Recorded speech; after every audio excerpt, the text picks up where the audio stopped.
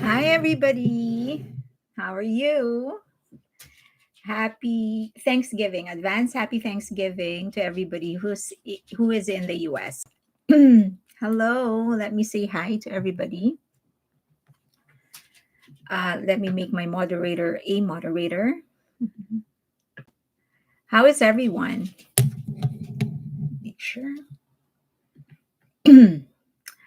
Hi, Rachel, Mickey, Marie, Marianne, me too.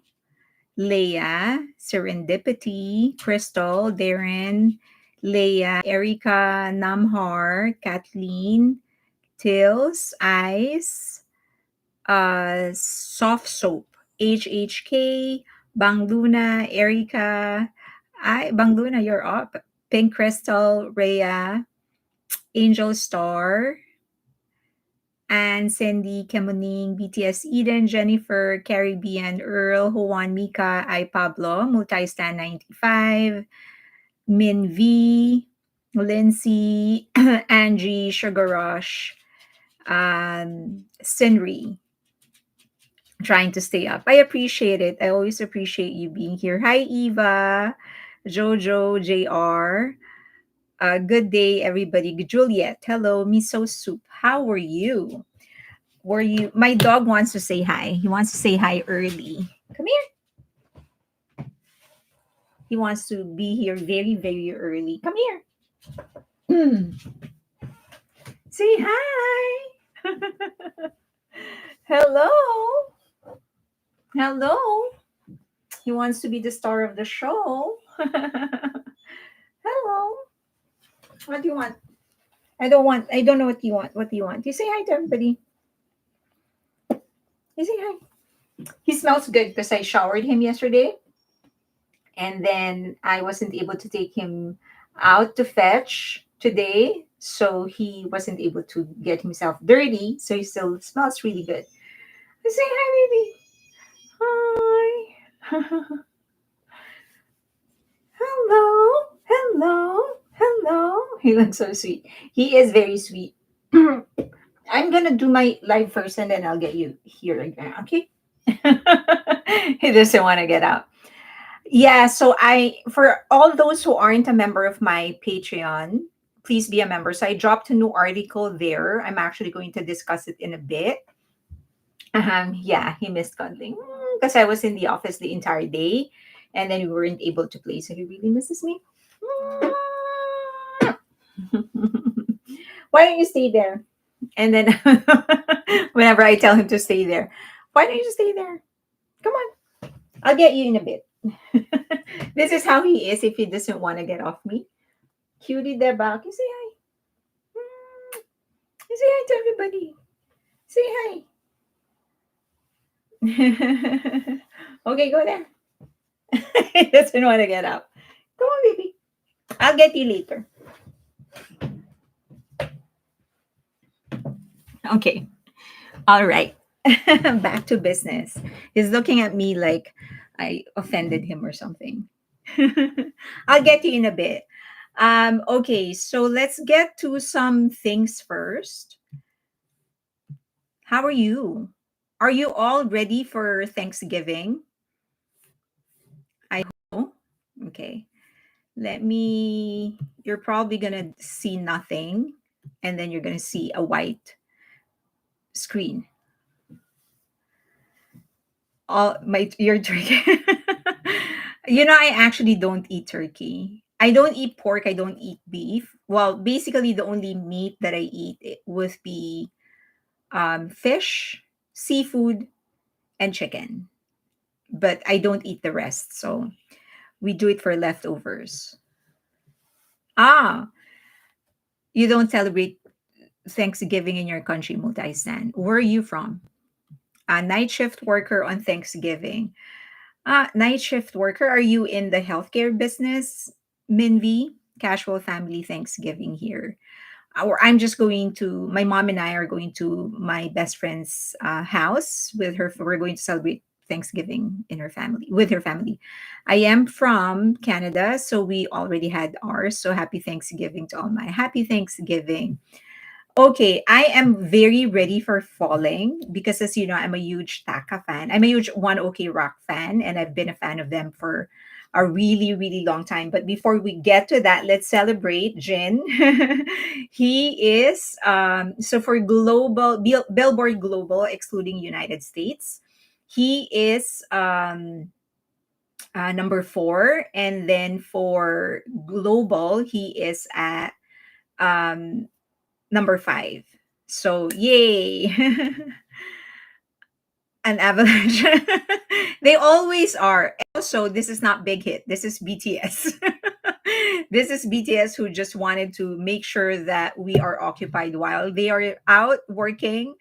Of course, he landed at number 53 on Billboard Hot 100. My God, I was so scared because during the in the middle of the week, um, we were like texting some people on Billboard just to ask where it was going to land. And during the middle of the week, he wasn't on pace to actually enter Billboard Hot 100. So I verified with two people in Billboard, and then I went on Twitter, Talk of the Chart, which is a pretty reliable source. They're not always right, but I would say 100%.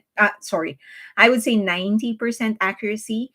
So they also confirmed that he wasn't on pace to enter Billboard Hot 100. So I was like panicking and asking everybody to buy a copy to stream. I was asking my friends. I was sending links to my friends just to make them sure, just to make sure that they're actually streaming. So I was so relieved last, well, 2 days ago when Talk of the Charts said that he was going to get in at around 68. I was like, that's fine. That 68 is fine.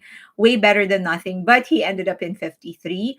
My hope, my dream, my crazy dream is to actually get him up in week two, maybe like 48 or something like that. What get him into to inside top 50, which is going to be very, very tough because, as we know, it's going to be Christmas season. So, and then this week, people here in the US are going to be very busy with Thanksgiving. It's a cultural thing. So please forgive US armies, but it's just a cultural thing. And then this was sent to me. So there is a group that's tracking the ranking of Jin inside Billboard, the different charts. So Billboard the Artist 100, he is number two. World Digital Song Sales, of course, Billboard Hot 100. And I was very surprised to see Heart on the Window with Wendy in World Digital Song Sales. He was number one, and then South Korea songs. He is the highest ranking. So this means that every member of BTS has actually entered the top five of Billboard 200. So, and then J Hope has two entries in the top 10. One is Jack in the Box, six, and then Hope on the Street, number five. Jimin has two, both at number two. One is Face and one is Muse. And then RM Indigo, number three, and RPWP, number five, and then the rest one each. So Happy's number four, D-Day's number two, and Golden number two. So we just need to get, I feel like if we can get one person to number one, it's going to be like a domino effect. Everyone is going to get number one. And so that makes them the very first Asian group to have all of their member solo albums land inside the top five of Billboard 200. It's incomplete, but it's supposed to be top five of Billboard 200. The only, and then they're also the second group in general. The very first one is, of course, the Beatles. But do remember, BTS has seven members and the Beatles has four members. So it's they did it a little harder. And of course, with all the competition and whatever. And then they're also the second group to have all of their members and get multiple Billboard Hot 100 entries, and the first one would be again the Beatles. So I think those are two great achievements for them. So first Asian group to have all of their members' solo albums land inside a Billboard 200 top five. First Asian group to have all of their members' solo song in their solo careers land inside Billboard Hot 100, and the first only the second Asian group, sorry, only the second group in general to have all of their members have multiple entries inside Billboard Hot 100. And we're going to keep on adding to that, right? Let's fight for V. Um, he has two singles coming out. It's going to be tough because, as I've said, it's Christmas season, but we're going to try and do it. Now, with that, because Jimin's Who is still inside Billboard Hot 100, most likely still inside the top 50, the he that becomes he occupies solo the sixth place for the longest stint of a Korean native act inside Billboard Hot 100. Of course, 32 weeks, Dynamite is still number one. Number two is Gangnam Style. Excuse me. Number three, 25 weeks, Cupid's 50 Cupid. And then 20 weeks, Tide, Baby Shark, Butter, and then One of the Girls. And that features Jenny. That's the weekend song. So this is not K-pop act because I don't consider many of the songs here aren't K-pop, but they were from a Korean act. And then 19 weeks would be Standing Next to You with by Jungkook. Number six, 18 weeks Who by Jimin, and then 17 weeks My Universe by BTS, and Left and Right by Jungkook. So if Jimin stays one more week inside Billboard Hot 100, he's going to tie number five. So Jungkook and he will be sharing spot number five, and then one more. It's going to be a quadruple tie for number four. So let's try to keep him for as long as we could inside Billboard Hot 100. Let's also try and make sure that Jin actually stay inside Billboard Hot 100 for more than 1 week. Let's not allow him to drop out of the chart. So let's keep on streaming, and then it would be really really nice to have V, Jin, and Jimin inside Billboard Hot 100 in 1 week, right? So let's try our very best. So let's keep on streaming. As I always recommend, if you don't want to dilute your current playlists because you have your biases, that's understandable. If you can just get a second account, a premium account, and get funded. There's a lot of funding accounts on Twitter or X, Facebook, and Instagram that offers funding. So the only condition of this funding accounts is that you can only stream. You have to be highly concentrated on the solo release that they are supporting. So that's okay if it's just going to be your second temporary premium account. That should be okay. Okay. Jin is also going to release on the 26th, Falling, and it's going to feature Taka. I can't wait to hear the voices of these two together. I did post a video on Taka and One OK Rock just to give you some basic information about the band, and I am hoping that we all support this single as well. Maybe we can get two songs of Jin inside Billboard Hot 100. How's that? It's going to be very, very exciting. So I am trying to get in touch with some of the rockers is the name of the fandom of One OK Rock. So I'm trying to get in touch with some rockers to try and see if we can actually work together. But let's do our part. Hi, Sandy. Sandy said, Hi, Fairlane. I'm on Patreon. Okay, good. So I published some articles on Patreon about Mama Roach. Falling with Jin and Taka will be epic. I am absolutely sure. Okay, some people are commenting whenever I cut my videos shorter, the live videos shorter, and then upload them. That they're confused whenever I read a comment. They don't quite know that I'm actually reading a comment. So I'm just going to post it on screen when I'm actually reading a comment. Bang Luna said that she's hoping it will chart well in Japan. It will. Sandy, I am okay now. Thank you so much for asking. Yes, so the fandom name of One OK Rock is Rockers. Yes. So good information to know, right? Okay. So they have the thing about Japanese fans is that they're actually not on Twitter a lot. I usually find them on they I used to find them on Facebook, but I'm not so much on Facebook. But I am trying to like find them again and see if we can like work together to make sure that we stream. Jin's Falling is going to be coming out in a few minutes, 2 p.m. Korea time. Oh, it's 2 p.m. Korea time. Okay. Okay. So this is, I posted two articles. This is just a new development with Mama Roach. So she apparently sued Hybe. We'll talk about BBMAs in a bit. So she sued Hybe, and she is suing specifically the PR director because for her, the PR director caused serious damage to Adore and to New Jeans.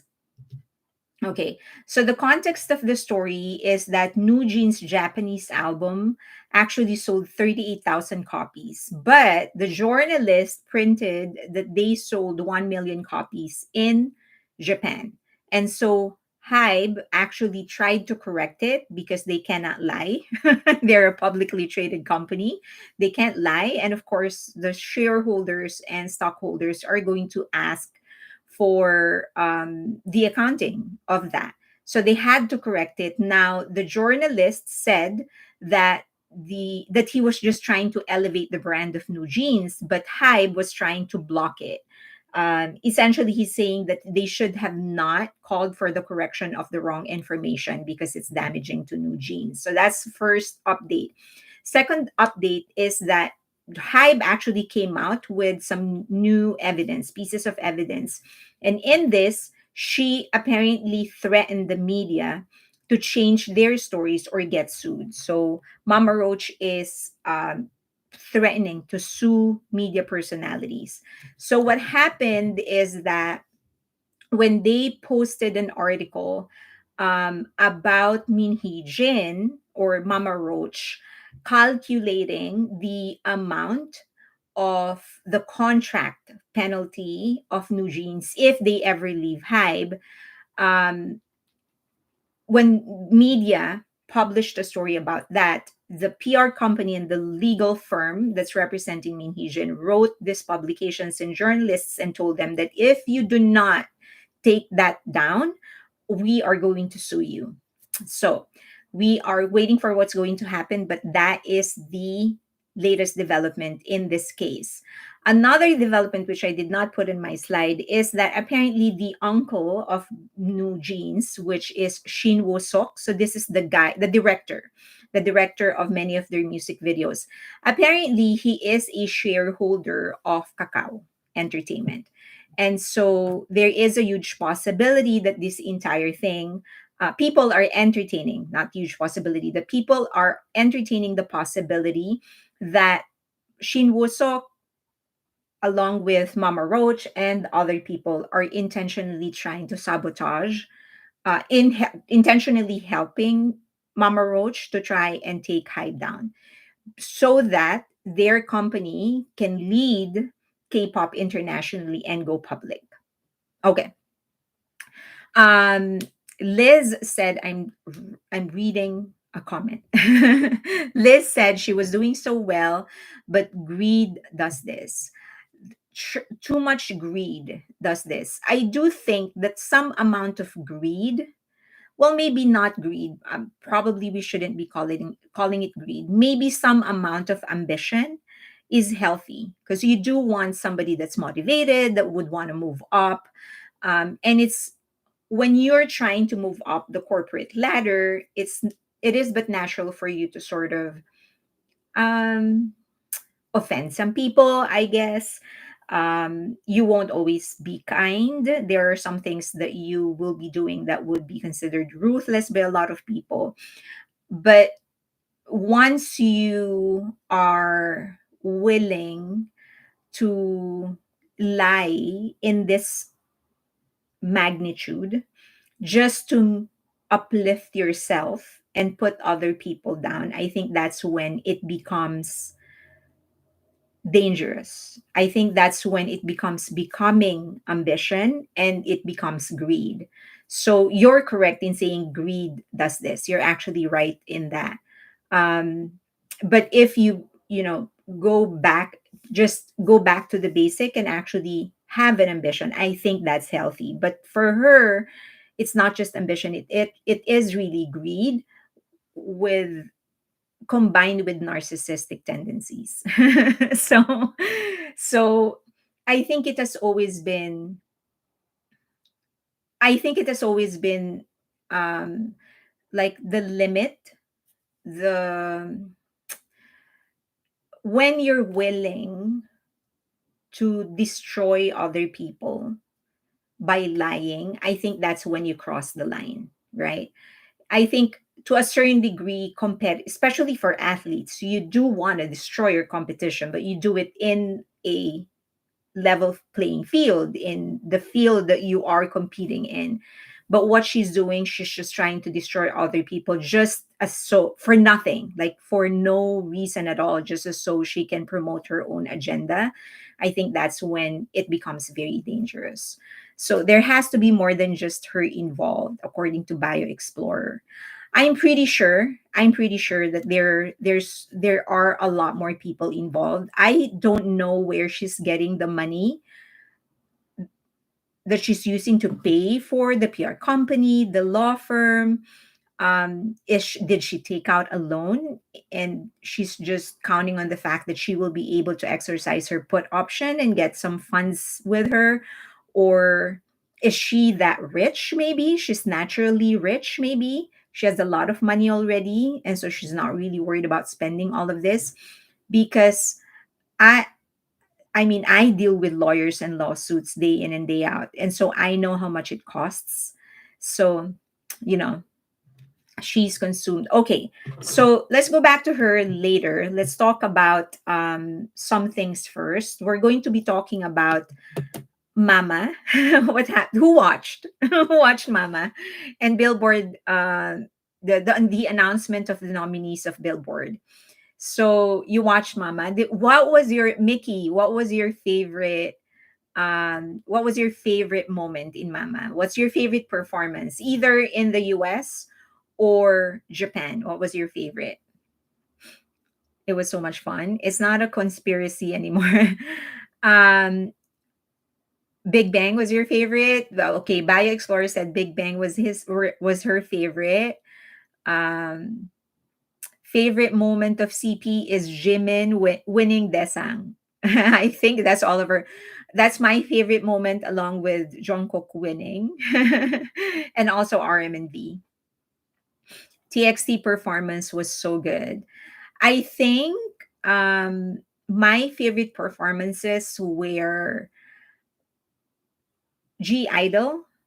I think I've mentioned this several times already. I'm actually not a fan of G Idol, but I just really admire their artistry, and the mere fact that the leader of G Idol and the primary producer and also the primary songwriter, Soyeon, has ended her contract with the company, with Cube Entertainment. She didn't renew her contract, and so she's basically now a freelance artist, and she's just performing with G Idol because she loves her group. But she has had a lot of conflicts with her agency. She has maintained her decency and her class. She would say something here and there, but she would never totally disrespect the agency. But I have always admired how she has done music.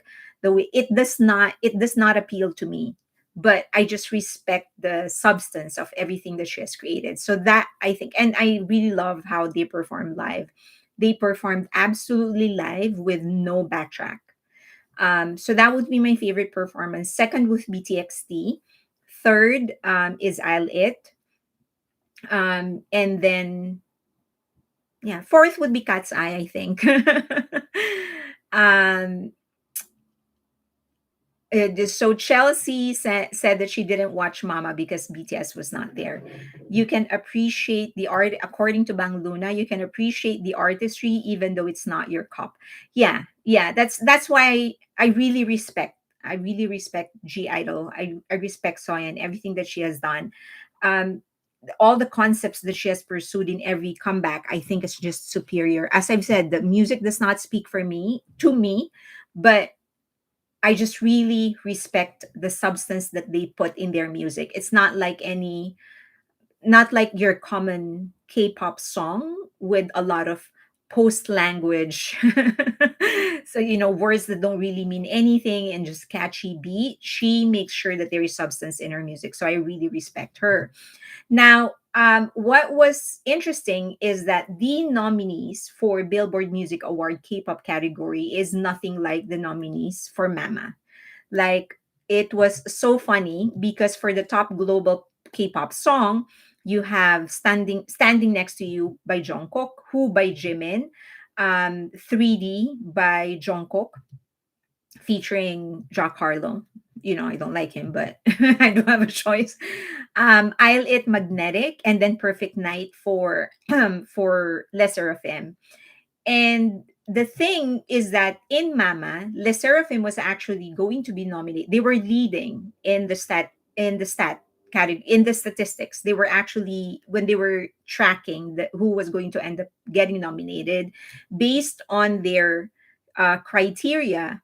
Perfect Night was actually leading, and they took Mama actually took it out. They did not even nominate Perfect Night, and I think that was the reason Le Seraphim did not attend, because it was simply disrespectful, because everyone knew, as you can see the statistics here on your screen, they were clearly leading and then they were taken out. Then for top duo group finalist, Stray Kids was actually nominated. So they're competing against Blink 182, Linkin Park, Coldplay. Tough competition, but at least they are nominated along with these people. So whether or not they win, I hope that they win, but if not, it's still a great opportunity for them to get nominated in this category. Now, for the problem is that for Stray Kids, I think they won but one award in Mama. And they are getting nominated in a major category in Billboard Music Award. So again, there is no consistency between Mama and Billboard in what they recognize. Now, the other thing is that Rose and Bruno Mars actually won. Now, don't get me wrong, I do believe that they deserve to win. They absolutely deserve to win. I like the song, and as you know, this Bruno Mars, he's Filipino. I'm Filipino. That's my guy right there. And Rose is my favorite Blackpink member. She's the one I really listen to. But the thing is that the eligibility period for the 2024 Mama was October 1, 2023 to September 30, 2024. Her song came out October 8, 2024. Obviously, that's a week after the expiration of the eligibility, but they still won. So Mama, supported by Mnet, this is actually an awards night organized by CJ, ENM, and Mnet. They really have, it seems that they have no interest in establishing any kind of credibility. In fact, they didn't even include it here. They gave G Dragon a made up award. That award does not exist before, but they gave him an award just because he was going to show up and he was going to reunite his group in Mama. But the in terms, and you wouldn't do all of these things if your main concern is to establish credibility. For all the faults of Grammys, when they were starting out, they were very strict and very consistent, and that's how they became the Grammy that we know now. That's how they became the most coveted award in the music industry globally, because in the beginning they were strict, they had a standard, and they stayed in that standard no matter what happens. The thing is that Mnet is very focused in their local business, and that means if you're operating, and when I say local business, I mean business in Korea. And when you are trying to maintain a business in a specific area, your primary concern is to satisfy local customers. And their customers aren't really the fans. Their customers are management companies, because management agencies or management companies are the ones that supplying them with talents that will appear in their shows. And so they do anything and everything that they can to make sure that everybody is happy. If you listen to the speech of G Dragon, he actually called out Mama. He actually said, "Oh, you're so last in the last performance they had in Mama, he actually dissed Mama and told Mam in his diss during his rap, he actually said that you're just trying to make everybody happy, and so you're giving out made up awards. And he repeated that in that night, last night, when he accepted his award. He was like, oh, so you're just trying to make everybody happy, so you're giving out whatever awards you can give out just to satisfy everybody. So that is not a hidden thing. Everyone knows that this is happening. This is not to say, just want to make sure, and I just want to clarify, this is not to say that Mama has gotten everything wrong. They certainly have given out awards to K-pop groups that are very, very much deserving. It's just that details like this, it actually, those are the things that's sinking their brand and sinking their credibility. Um, just that one thing that they did to Le Seraphim. Like, why not let them get nominated? It's so obvious that they are going to win. So why take them out of the running? Because they want to satisfy SM Entertainment.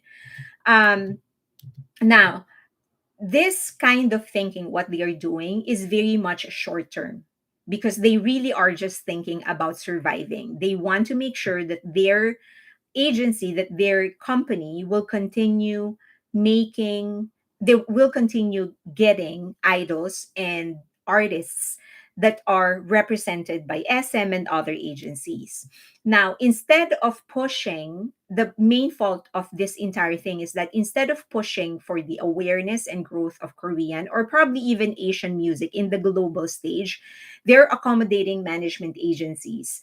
And that is making them lose credibility. Now, maybe they don't have any plans of going global. That's probably one of the reasons. So they don't really care about this. They just want to make sure that they are making their customers happy, so that they can continue their business.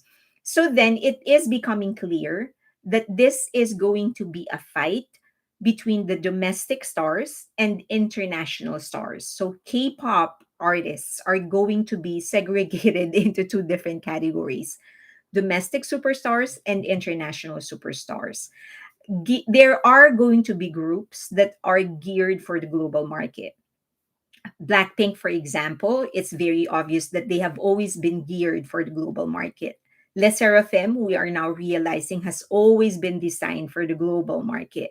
So the last, 18 months in their career has always been just a preparation to incubate them and make sure that they are ready for the global stage. And then Mauve, which is the very first girl group of the Black label, is obviously geared for the global market. I don't know if you've seen their first release, Toxic, but the sound, the way that they treated everything, very, very West. It is produced by Teddy, the same producer of Blackpink. Then there are groups that are big locally, like G Idol and Mamamoo. Now, just to make it clear, G Idol actually was going to be launched internationally. And then this entire thing with one of their members happened. She got caught in this bullying controversy. She was pulled out. They had to go on hiatus for a while Mamamoo was going to go they're going to give the international market a run. They had all sorts of plan, and then COVID happened, and so they had to stop everything. So I'm not saying that these two groups don't have what it takes to go global. It's just that circumstances didn't allow them. So I think every agency in Korea is going to have two options. Are they going to create a group that's geared for the local market, geared for the Korean market, or are they going to create a group that's geared for the global market? That will always be the choice. Now, of course, there are groups like BTS. However, always remember, BTS is always the exception to the rule. So, whatever people talk about, whatever thing people are analyzing or whatever, BTS is always the exception. They gained recognition internationally first before they actually got recognition locally. By the time that they first won their Desang, they actually were already scheduled for a world tour, a bigger world tour, an arena world tour in the US and Europe. But there are groups that actually made it big locally in Korea first, like twice. But the minute they started pursuing the international market, they started losing their general fans in Korea. So, for example, one of their latest releases, Moonlight Sunrise, peaked at number 10 in Melon. But they used to never fail in ranking number one in Melon. So TT, Cheer Up, Yes or Yes, all of these singles, always number one. The minute they started targeting the international market, they lost some of their general, their GP following. Now, the other thing is that not all management companies are created equal. A lot of these management companies are really trying to get their artists in the international stage, but not many of them know how to do that. For example, I think ESPA is underutilized. They really do have what it takes to go global, but I think SM Entertainment is not managing them well. They have been together for 4 years and they have proven that they can make it in Korea. It's time to push them globally, but SM Entertainment doesn't know what to do with them. They really could be bigger now. JYP is also missing a lot of opportunities for Stray Kids. These people are producing their own music and they are actually on a stadium tour right now, but they are, I think JYP's missing a lot on movies, merch, brand deals, global projects. So I feel that even though a lot of management companies would want to go global, not everybody is going to be capable of doing it. I think in the end, even though a lot of people hated Bang Shiyuk for what he said, that they need to drop the K in K-pop, that is essentially what's going to happen. A lot of the artists from Korea, to make it internationally, will have to drop the K in K-pop. So there's going to be K-pop, and then there will be pop stars that just happen to have come from Korea. Artists will start targeting the global market and shed the K-pop identity. And I think BTS is going to lead that. They are going to slowly shed the K-pop identity. And I do think it's the rap line that's going to do it first because it's tougher to crack the hip hop market in the West. Um, Obviously, stars like Lisa, for example, and Rose, they are already separating themselves from K-pop.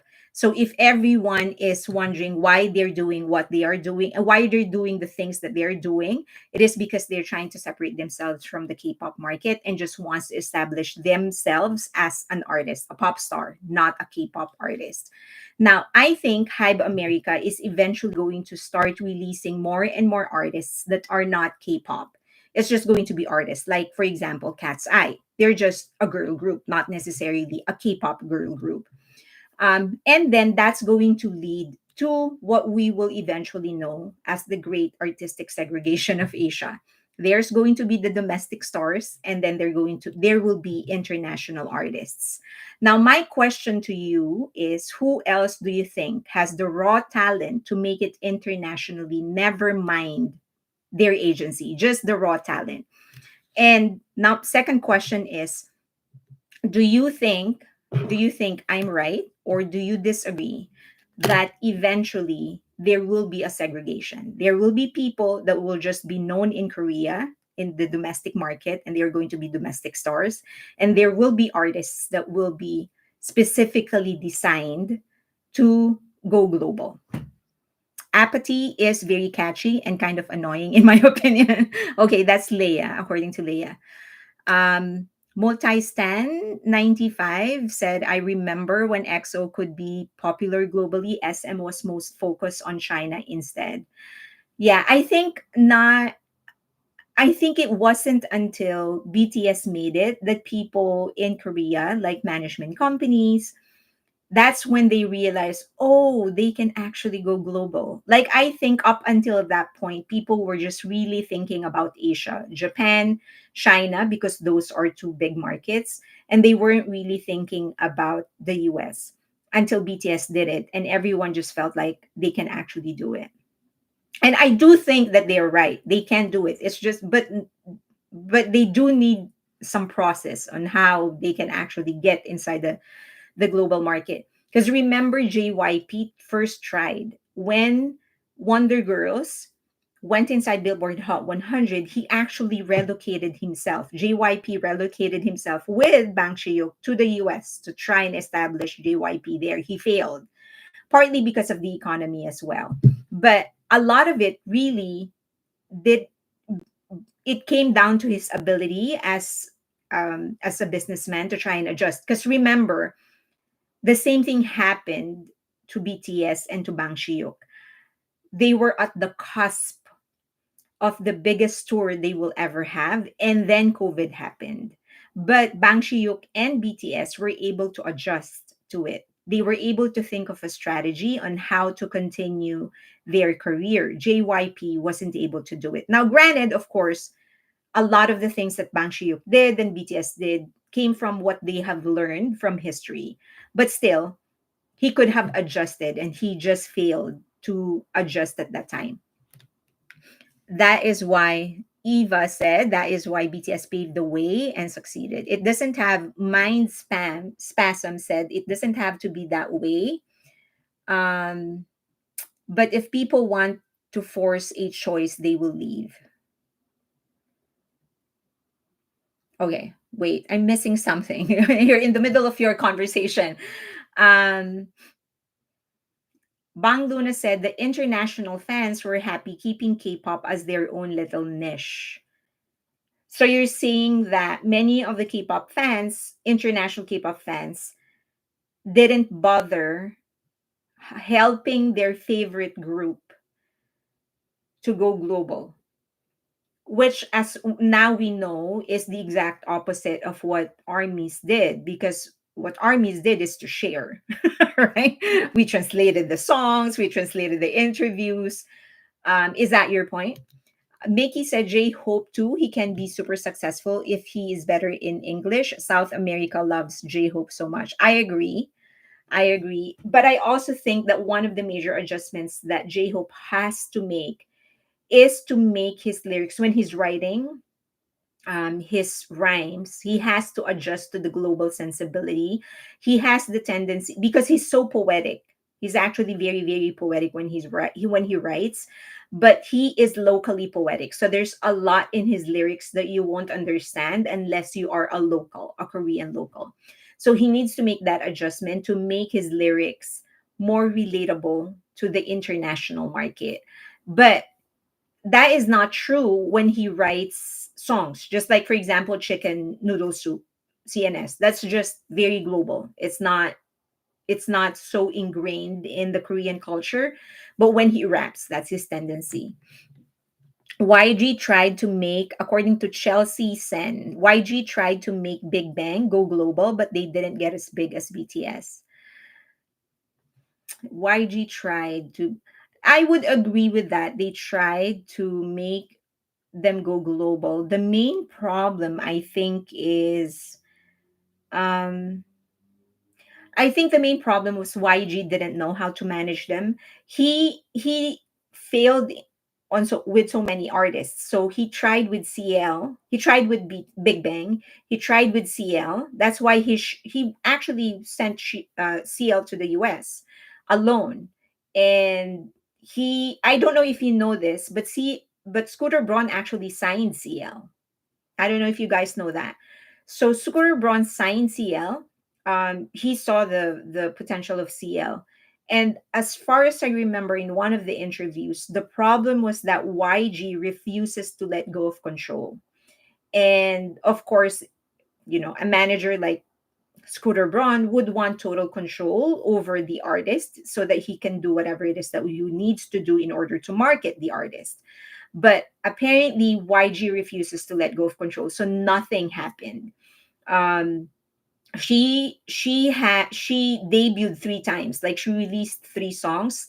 The last song, Lifted, actually entered Billboard Hot 100 at 97 or something, and then nothing happened. And then he also, before CL, he also tried with Seven. Same thing happened.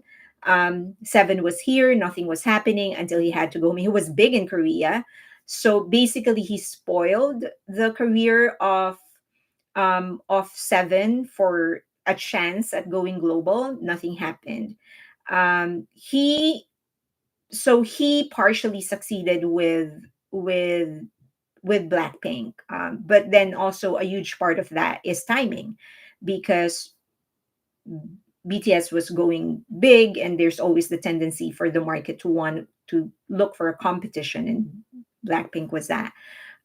So he partially succeeded with Blackpink, and let's see if he's going to succeed with Baby Monsters.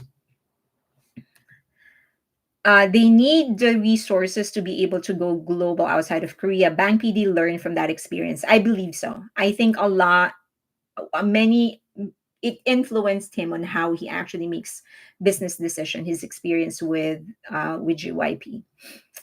Okay, let's try to catch up. He does too much media play. Who? Oh, YG, Yang Yan Suk. That is his strength. Marketing is his strength. That is the one thing. He was bold enough to try a lot of marketing strategies that others wouldn't even dare try. I remember someone really exposed him big time when they said that one of the things that I found really funny was, so TVXQ was for the longest time the biggest, and probably still is the biggest Korean artist in Japan in terms of sales and whatever. So um, they were doing stadium tours in Japan, and then YG released a press release that stated Big Bang outsold TVXQ in their stadium tour, but the numbers that he released exceeded the number of seats in that stadium in Japan, yeah, dome in Japan. So it was so funny that, like, how can you sell this many tickets when it's not even available? Like, even if you don't close, because usually they would close a portion of the dome, right? So they said that even if you close that portion of the, you don't close that portion of the dome, it would still be more than the actual capacity. Americans buy more books than CDs. What is the category to win for the BBMA this year? JK did win in the US 4-7. Oh man, I remember that. What did you remember, Warren? JK won in the UK, not in the US. Correct. JK won in MTV EMA. What I can't understand is how this band choose their names. I don't know. Yay, finally caught your live. Hi, Sharon. Okay, I heard about that. Fans were explaining how the venue set up extra seats. Yeah, and then they also showed pictures that they published several pictures, a lot of pictures from fans showing that when it was Big Bang, we're just talking about Japan. For Big Bang, they would actually close a portion of the venue because they weren't selling it out. But for TVXQ, they would really just open everything. They really, TVXQ was really big in Japan, and I think they still are. They still are. They can probably, like, Ka- Cassiopeia, is that the name of the fandom? Cassiopeia can still make a case. If they say, like, no, TVXQ remains to be the most popular Korean act in Japan, they can still make a case. That's how big TVXQ is. Like, they were, they're very protective of their culture, of their own art.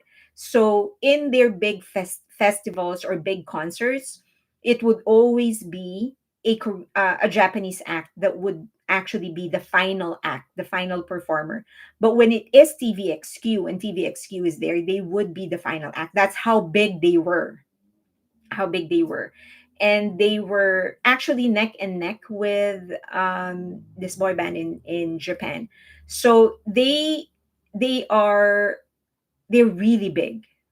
That you can't. So basically, Yang Yun Sok had to dismantle that belief, but he couldn't in terms of sales. So he would do it in marketing, in PR. Arashi, yes, Arashi. Shadow that true. Me, I play Lesser of Him CD in my car. All my BTS CDs are still in wrapped and I only paid them digitally. Actually, that's so funny because um like all their DVDs and CDs, it's also still like wrapped. I haven't opened them. I would just stream them. And then like if I see someone streaming one of their like the DVDs and whatever, I'll just watch it. I will not open my okay.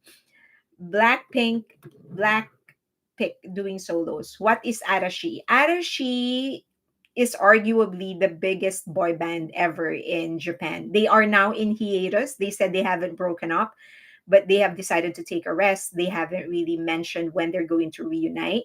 They did just put up their own agencies. They were under Johnny's. They've been together for like, I don't know, 30 years there, 20 years. They really are the biggest group, the biggest boy band in Japan. Like big. They have their own TV show for the longest time. They're just big. So Stray Kids are doing great, but their tour is in somewhat smaller venues than Taylor Swift or BTS, and they're not completely sold out in every city.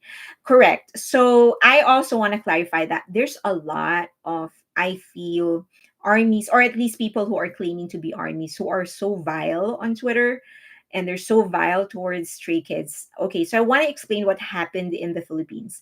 They just had their concert, and it is true that they upgraded many fans who bought like lower box. They put them in the, sorry, upper box, but they put them in the lower box, and then they closed a portion of the, like the orchestra, the bleachers. They closed that because they didn't sell out. That is, all those things are true in the Philippines, but that is because they never had a big fandom in the Philippines. The biggest group in the Philippines right now, if you among if you take out BTS, it's 17. They have a huge fandom there, not Stray Kids. But in other countries, they are performing stadiums and they are selling it out. Okay, now for day two of their SoFi. So they have a stadium tour here in the US. They sold out most of them, including SoFi day one. And they added another date. Day two is still not sold out, but day one is sold out. So people, don't be vile towards these groups. I mean, even if these groups actually end up doing a stadium tour, ranking in the top 10 of Billboard Hot 100, there is absolutely nothing they can do to overtake BTS. Don't be vile, be supportive. Here it is: 17, Blackpink, and Hypen twice and more. That is according to June. June, are you from the Philippines? The CD sound quality is so much better than streaming. I heard that is true. As long as they cover costs, the tour is a success. I do wonder, according to Marcella, I do wonder if members spoke more English, would they have more collabs as Rose with Bruno Mars, or is there another reason? Um, I think there is another reason for that. Basically, like for example, um, for Jimin, we know that he wanted to, especially for his first album, he didn't want any collaboration because it was his first album. He actually verbalized it. And then for Jungkook, the strategy was to establish him. I'm going to sneeze.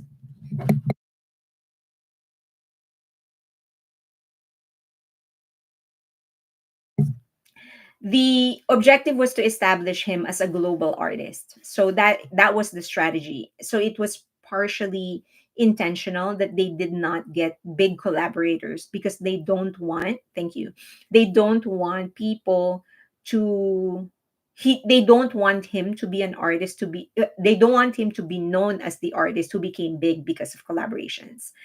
That's one. Second is that he really didn't need it.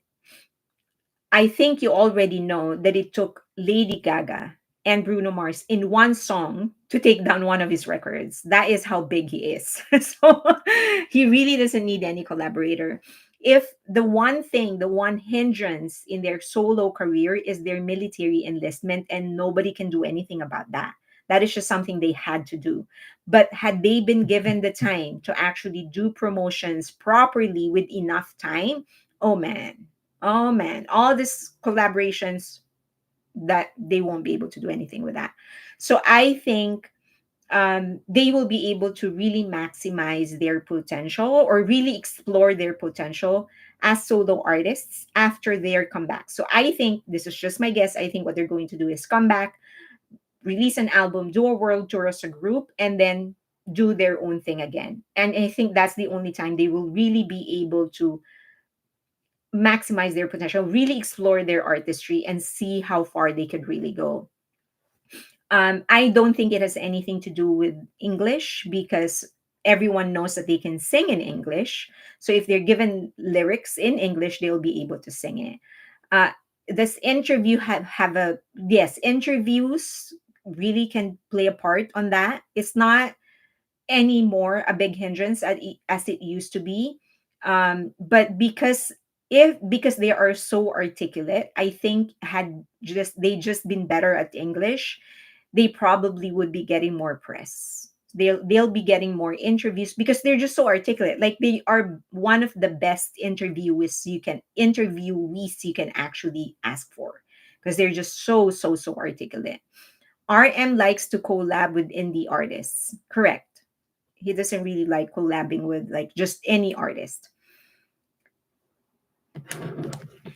BTS paved the way. Sorry said she's or he sorry he or she sorry, but she's just glad or he's glad he made it.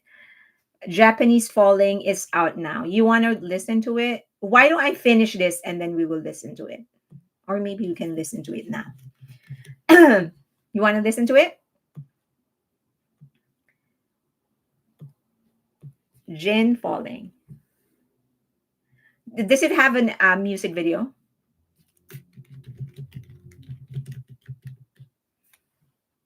No music video. Does it have a music video?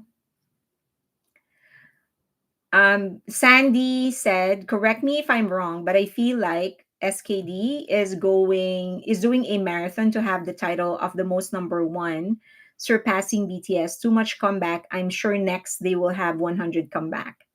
SKD, you mean Stray Kids? I'm not sure Rose's strategy. Ho One said, I'm not sure Rose's strategy is smart to release a collab before the album.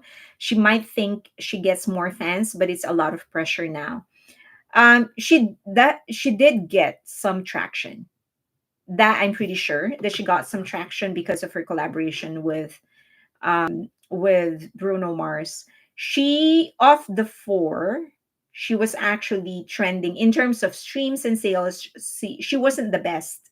She didn't have the best sales of the four, even though at least for me, I think she's the one who has more attachment to music. So I think her goal was to try and introduce herself to the Western market, and I think she was able to do that. That's why she actually had a pretty high number of streams in her first day, for her solo album. Yes, let's listen together. Is there a music video? I might get blocked. I will do it in the end though. Is there a music video for Falling? I don't see it. I see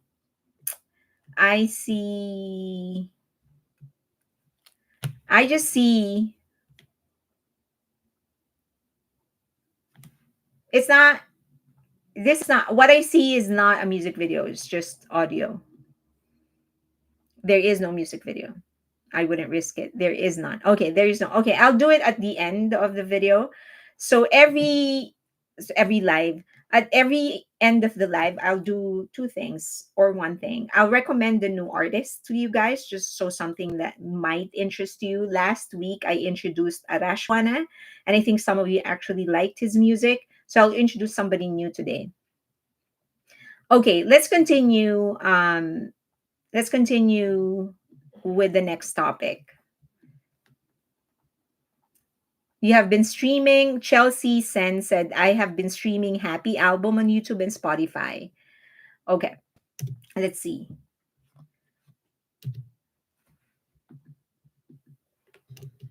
Uh,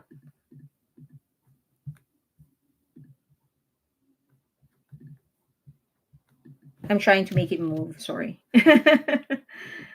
um, okay, let's try again. Okay. It was just really slow. Okay, let me try again.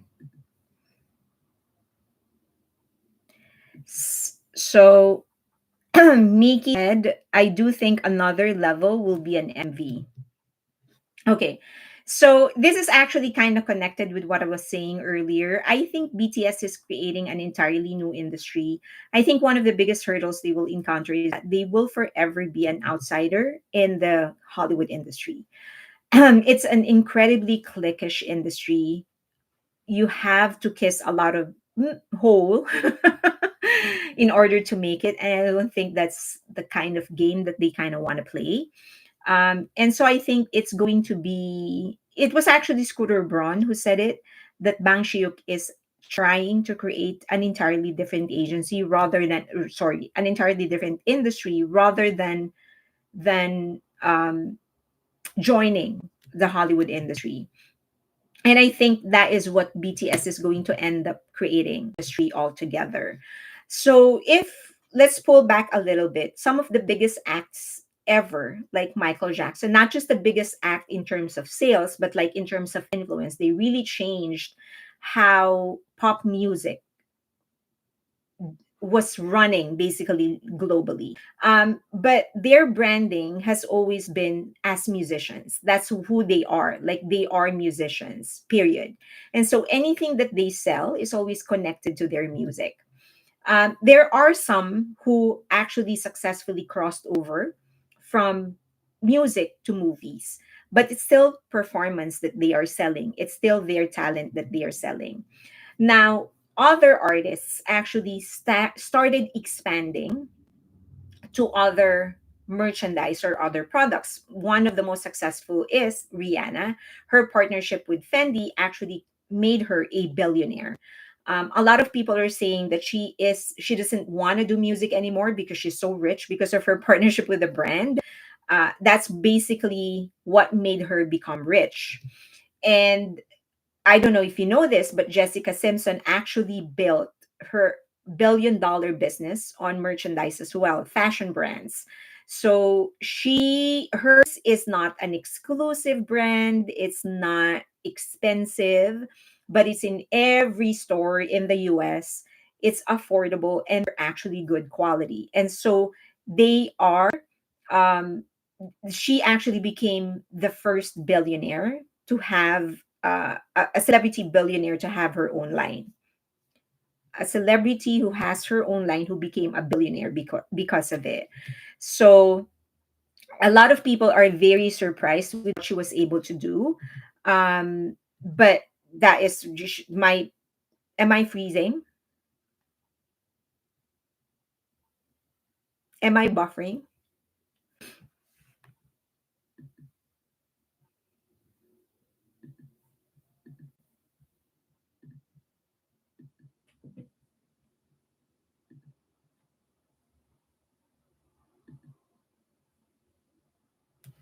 Okay.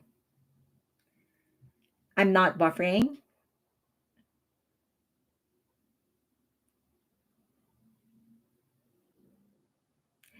Wrigley Field is a stadium. So I'm logging for some and not for some. I'm actually logging. It's for me, I actually see myself lagging. That's why I'm trying to slow down and see if we're going to actually catch up.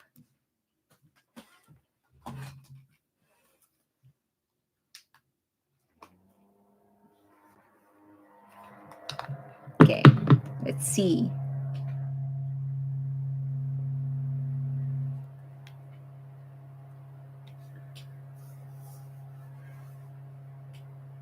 I should stop buffering now. Is it better?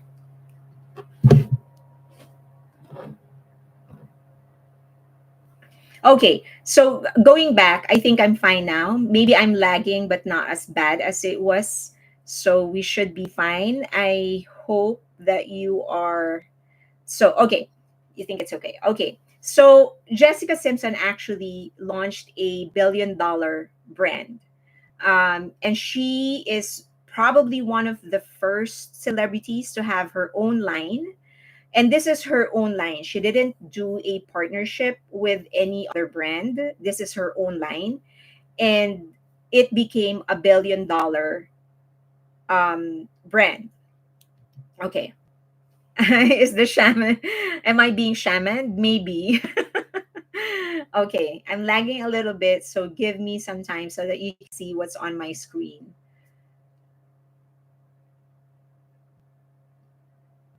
Okay, so I will talk this through and see if my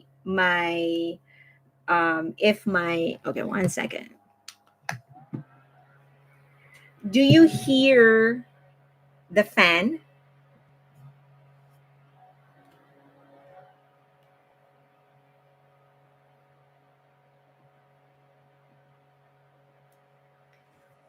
Are you hearing the fan?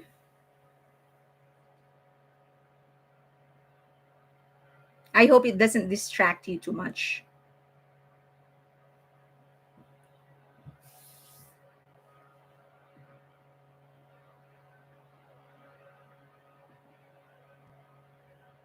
Okay, great. Let me see. Okay, perfect. If you're not hearing it, I apologize. I don't know why it's lagging. Maybe I'm being shamaned. Is Jessica Simpson still acting? She has stopped both. She has stopped acting and singing. So she's just concentrating on her own brand. She actually sold her brand and then she bought it back. Um, is the shaman back? No fan is being heard. Okay. Okay, so going back, let me just talk this through until my slides actually start catching up. So, what basically BTS is doing is different in such that they are building brands around their own music. So instead of partnering with other brands so that they can create merchandise, which they also did with BT21, and it's one of the most successful IPs of all time, they did that as well. But eventually, they started creating products and they started creating brands around their own music. And so that I think is the one thing that's going to make them different from everybody else because people are going to start consuming their IP directly without having to actually go through another brand, just like what um, Rihanna did. So, and I think one of this, I wish I had my slides, but it's not moving. But one of the major things is Big Hit's effort to try and um, get into the metaverse. Let me exit this. Maybe it's going to make it better. Is that better? No more lagging?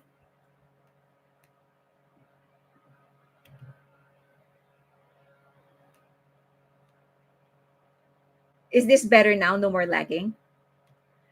Isn't Jenny okay? So it was the sharing of the. So is it Jenny? So creating. Okay. So let me show something. Let's try this again. Am I lagging? So BTS is also doing something similar because they created BT21 and it is one of the most successful merchandise ever. Um, they also created seven chacos, which is their own manhwa, smooth like butter na. But essentially, what they started doing, as I've said, is creating brands and products that was derived from their own music. So that's what's going to make it very different from them. They are using their own IP, music and music videos to create products. They're just not partnering with other brands to create products. And I do think that their entry to the metaverse, entry to gaming, it's going to spell a big difference for them. As we know, Bang Shiyuk is actually making a lot of efforts to try and be in the metaverse, in gaming, in the tech industry. If they successfully set foot in there, I think it's going to make a huge difference because the way people are going to consume music is going to change. I think the metaverse will revolutionize how we consume music, how we buy products, and how we experience music. I think eventually there is going to be interactive music and music videos in the metaverse. There's going to be games based on music and music videos. And there will be a lot of other products that are just purely based on music and music videos and their narratives. The good thing is that Gen Z is actually dictating how things are going to become, how they're going to, what kind of products are being developed in order to cater to their needs, because they are changing. Gen Z is changing, Gen Alpha is changing. Their celebrities are not the traditional celebrities anymore. It's usually their celebrities are actually influencers. They like watching gamers online. If Hybe successfully sets foot inside the metaverse, BTS and armies will be the first there. In their solo careers, BTS's solo careers, they're actually gaining younger fans. They're gaining Gen Alpha fans and Gen Z fans. They're introducing new ways of storytelling. We know this because they are creating universes, different universes, whenever they release a new album. They are blurring the lines between cinema and music videos, and they are becoming genre malleable. If you put all of this together, I think they are going to create that industry that will cross over to the metaverse. And this is the industry that will be totally removed from the industry that we know today. Because as I've said, the consumers are going to consume music in a different way. And I think that has always been the asset of BTS. While everyone is fighting who is the most successful K-pop act, BTS is already creating an entirely new global industry. So I think it is useless to be fighting other fans on who is the most influential global, who's the most the most successful K-pop act, because I don't think BTS is playing that game anymore. I think they're way advanced. Their sight is set on the future, and it might be the future that we won't even realize, that maybe some of us won't be around to witness. But I think they are going to transcend generations. They're going to be the first group, the first act that will actually transcend generations through technology. Love him or hate him, Bang Shiyuk is, according to Tech Cook Sanctuary, love him or hate him, Bang Shiyuk is going to leave a legacy on how business is done and succeed. I agree. Um, shoot, I am a baby boomer.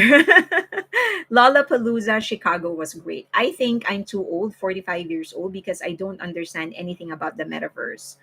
Okay. Um how do I explain the metaverse? Do you know, you do you're aware of gaming, right? Where you actually go and just play a game on your computer, right? Duchess BB. Okay. So there are certain games where you're the point of view. So the camera is you. So you're the point of view. Imagine that. Imagine that concept. But instead of just looking at your screen, when you wear a certain eyewear, um, the VR headset, it will look like you're actually in the world, inside the universe of that game, instead of just looking through your screen. That's what the metaverse looks like. So then you have an avatar, so you can take the form, you can have an avatar, whatever that entails. So you're going to have an avatar, and that avatar can actually interact with other avatars inside the metaverse. So remember, when you look around, it feels like you're in the middle of that universe, whatever that universe may be. And so other companies are already starting to build their own villages, their own countries inside the metaverse. Um, and so eventually people are going to consume products inside the metaverse. Eventually, artists, instead of just going to physically, instead of having to go to a place physically, they can just do a concert in the metaverse, and people will attend. Their avatars will attend the metaverse, the concert in the metaverse, something like that. Does that make it clearer to you? They are bad for your eyes. So, sort of interactive playing, but you're also inside. that universe. Like you're gonna feel like, have you ever had a dream where you feel like you're in that place in your dream? It feels like that, but you're awake and you're actually seeing the universe, something like that. So you wear this headset and everything changes like that. Do you think Jin will release another album single before BTS gets reunited? I think he will. I think he has something up his sleeve. He did mention in one of the interviews, I think, that he realized that one of the things that he needed to do in order to do a tour is to have more songs, right? He said, I remember he specifically said that if he puts all of his songs together, he has about 12, and that's not enough. He thinks that he needs about 20 to 25, I think, or 20 to 30 to actually have like a good concert. And I think he is eventually going to plan for a tour, maybe not before the reunion of BTS, but I think he's eventually thinking of a tour, but he's gonna have to have more songs. So I think definitely one of his plans is to release another song, another album. Ate, hindi po ba ganyan ang concept ng ESPA? Ronacillin or Rona Silin. She's asking if that's the same concept as ESPA. Sort of, but what ESPA and SM Entertainment is doing is that they are just creating characters. So it's like creating a character in a game, right? Like I can create a character, or if I'm writing a novel, I create characters. So that's what they did. They create a character, and so they each of the members of ESPA, they have their own equivalent in the metaverse. What Bang Shiuk is trying to do is to get into the metaverse. Do you know the difference? Like he's actually creating a universe in the metaverse. So instead of just watching the character that SM Entertainment created for ESPA, what Bang Shiuk is creating a universe where all of us can go in and experience the narrative, the music of BTS. Is that clearer? The AI character for ESPA. Yeah. So those are just characters. You see, you call them characters. Oh, AI characters.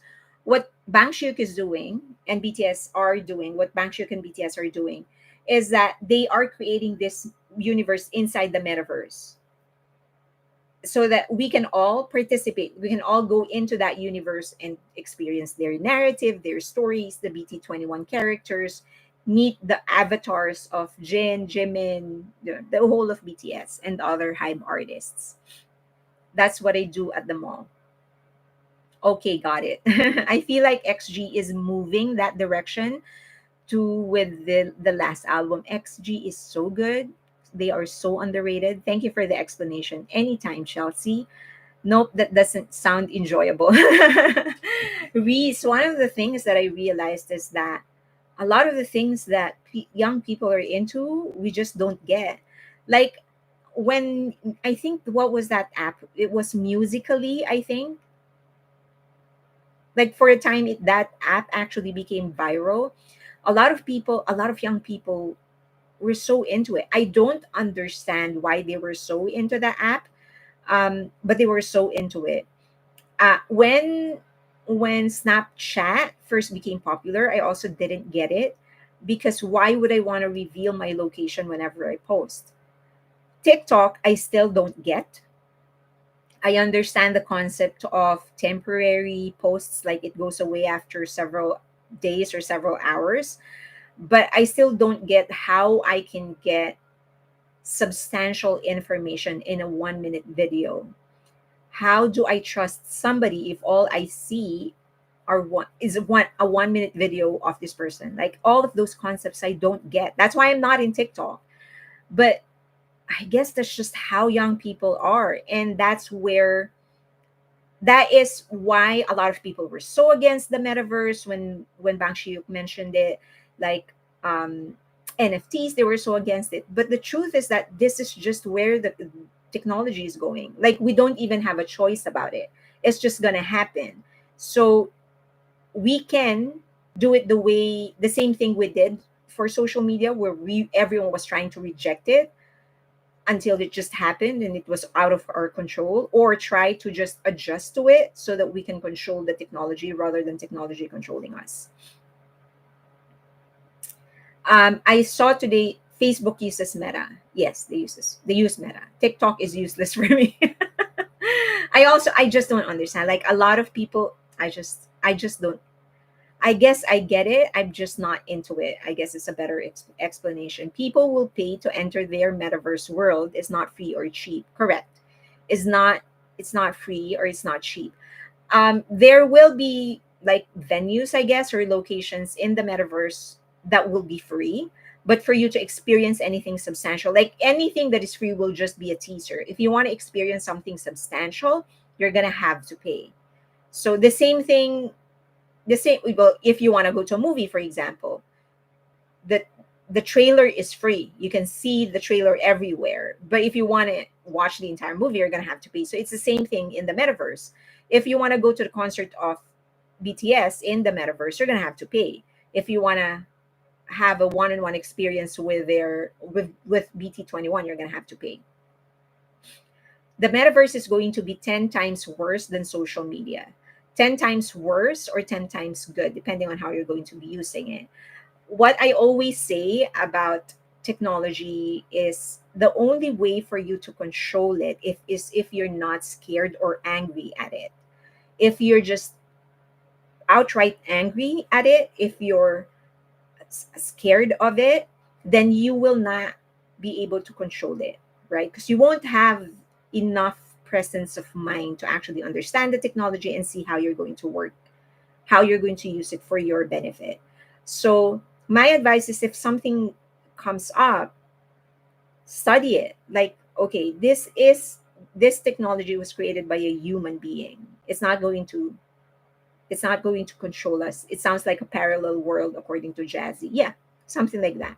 An alternative world.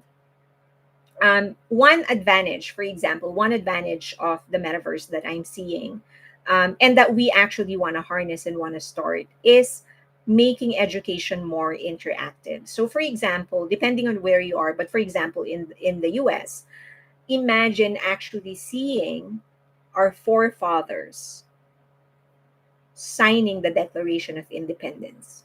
Instead of just reading about it, if I see this young, for how many are there who signed the independence, the Declaration of Independence, seeing how young they were. Did you know that they were also young when they signed the Declaration of Independence? Like they were in their early 20s when they set the entire country free. A bunch of 20-year-olds setting the United States of America free from Britain.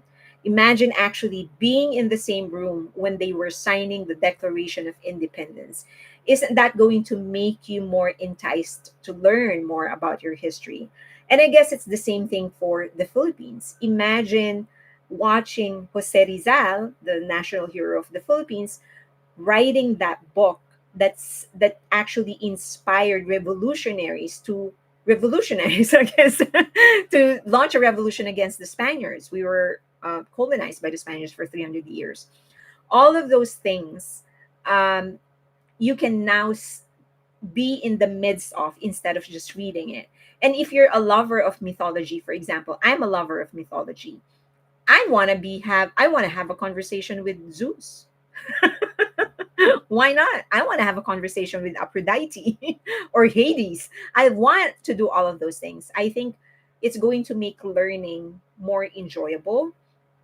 Does it have a lot of disadvantages? For sure, but it also has its advantages. So I think I also love the idea of being able, like, for example, if you are a soldier and you are deployed in some country and you want to see your kid because you haven't seen your kid in a while, instead of just doing a video call, you can actually get as close, the closest you can ever be without being physically together.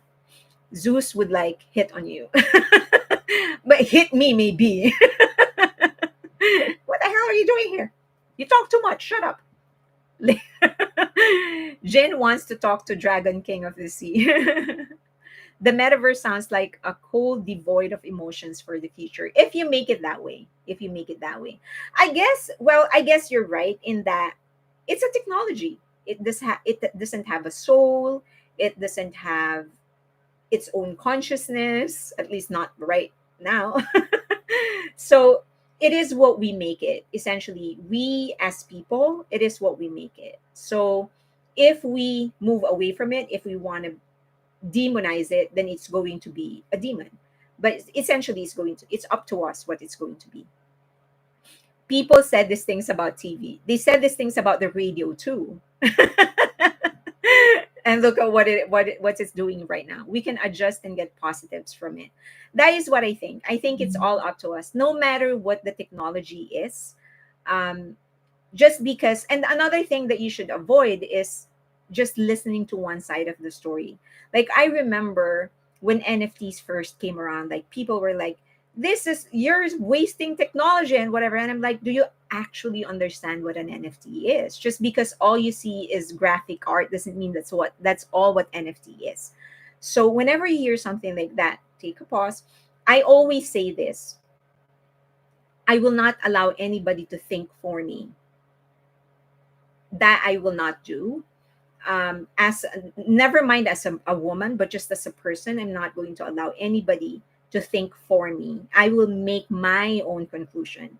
So if somebody's like making a case, my first question is, okay, if you want to make a case, give me both sides, like both sides, and I will make a decision. So someone, when was that? Someone was arguing, not really arguing, but they were trying to convince me. Anyway, doesn't matter. But like I said, if you're going to try and convince me that your point is correct, give me the other side as well. And I want sources that, so for example in politics, I think this is the easiest. You have the left and the right, right? The left, the conservatives, and the liberals. If you have a regulation that's being sponsored by the liberals, you have to present to me the argument against it as presented by the conservatives. I don't want arguments against the policy as presented by the liberals, because it's not going to be balanced. So always give me both sides, from both sides, and then I will make my own conclusion. So the same thing is true with this technology. Research both sides and then make your own conclusion. Do not allow other people to think for you. Never, ever, ever allow other people to give you the conclusion. Never.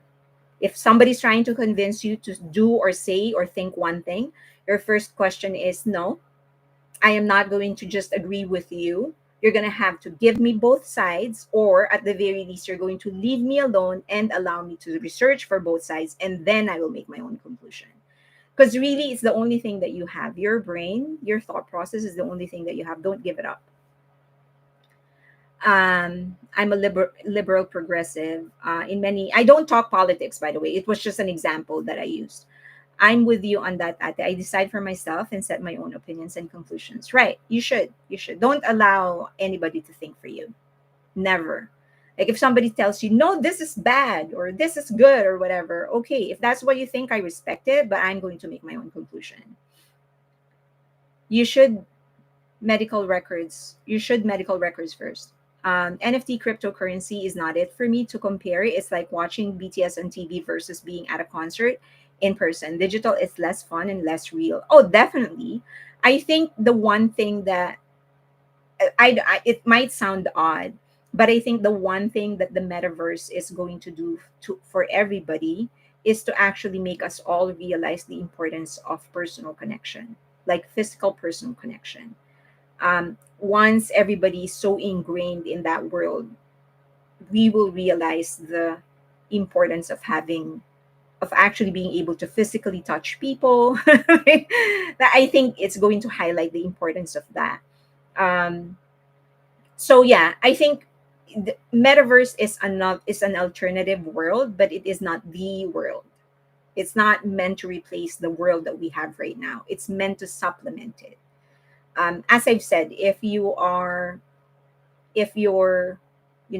living in Zimbabwe, and there is no way for you to, no money for you to fly to the US so that you can watch BTS, the next best thing is to go to the metaverse and watch them. It's not the same as actually being able to see them, but if you can't, right.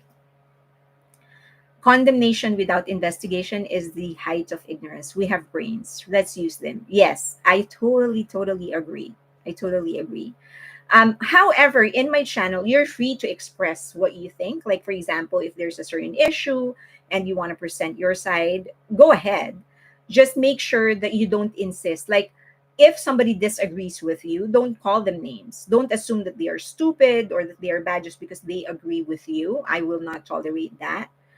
You might get away with it if I don't see it, but if I see it, I won't tolerate it. So present your side, but leave the other person to process their own thought. I am also a teacher and have always been an early adopter and have a certification for creating online virtual content, but it has to be used in the right way. Correct. Always. Anything that we invent, anything that we develop has to be used the right way. Do you think any of the guys would ever live abroad? I think some of them will do part time. The same way Taka is doing. I don't know if you know this, but One OK Rock is actually 50% of the time in the US because they make a lot of their music here. So I think eventually some of them will do like 50% settle in the US, half the time they'll be here. I think some of them, when they have children, should I say it? When they have children, I think some of them will have their children educated in the US. Or maybe not even in the US, but like my lipstick is not even. So I think some of them will like educate their children in other countries. That's how I know it's addictive. Okay.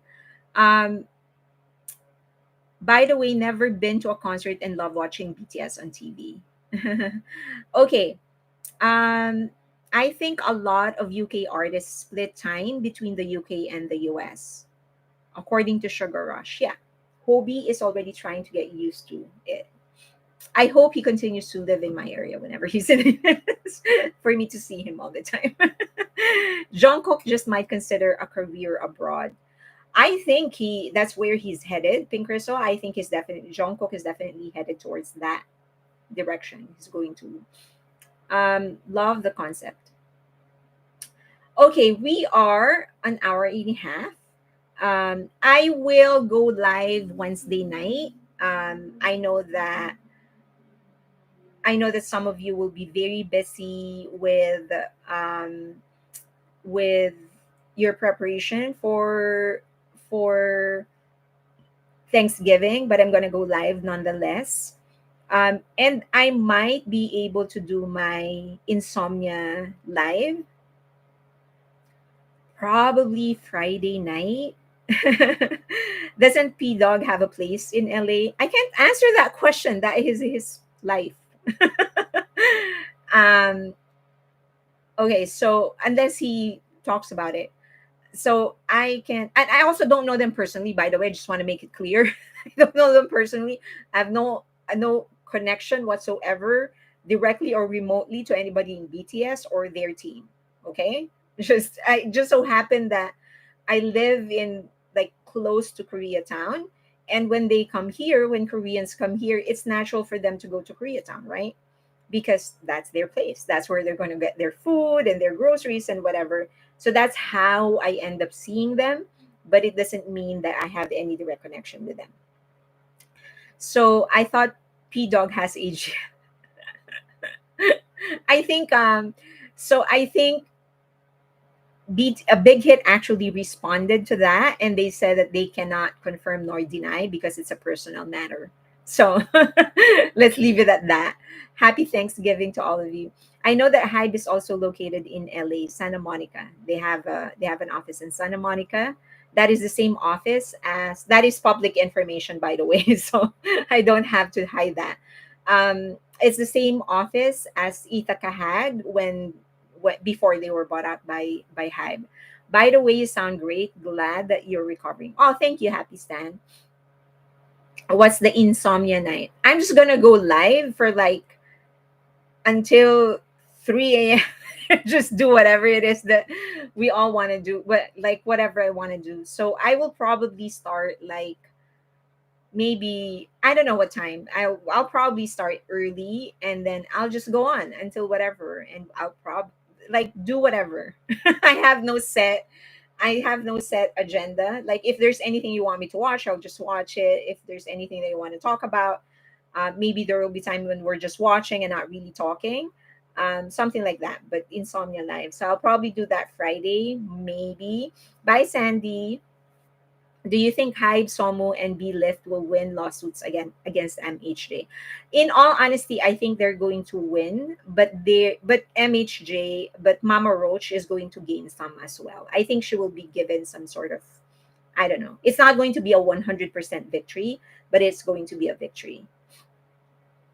Okay, so it's an hour and 35 minutes. I'm sure that some of you need to go to bed. Thank you for staying up late with me.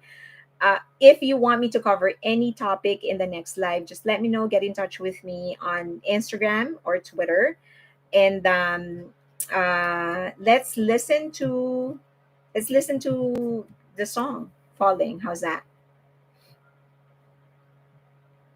Okay.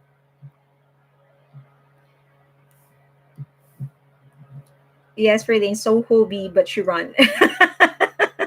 Yeah, I saw Hobie. I saw him, and then I just panicked and run away. um. Okay. Let's see.